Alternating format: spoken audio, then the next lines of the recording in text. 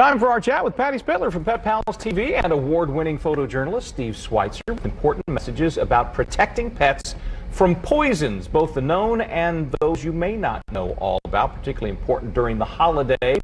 Patty, Steve's teaching you a lot about this. One thing I can just add before Steve, when we see what he did, is antifreeze. Everybody knows about that. Apparently it tastes very sweet. Animals, especially when cold away, doing antifreeze.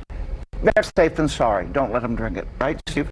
That's right. That's right. And if you don't take anything away from this story, Pet Poison Helpline, you ought to have that number on your refrigerator or someplace you can get to for when your loved one gets into trouble. Because if you've got a dog, there's a good chance at some point they're going to get into something they shouldn't. And the story is really a story about a dog in Alaska who got in trouble. Let's watch. Take a look.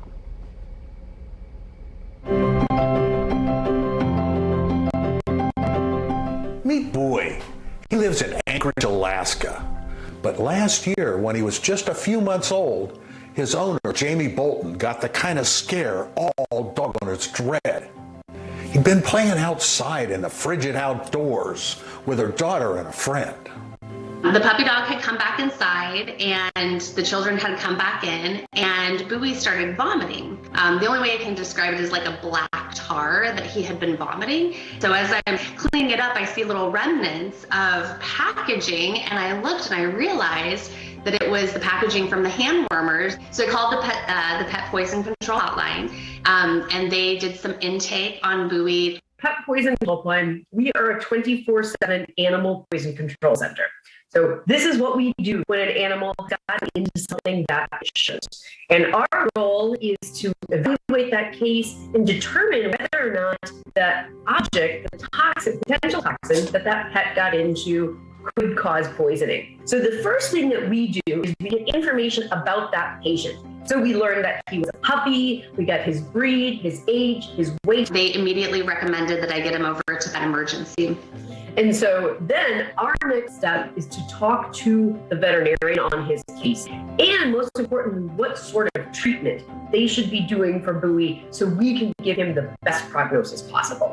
My husband contacted me and said, just given his size and how much he's ingested, you just need to be prepared for the fact that he doesn't come home from this.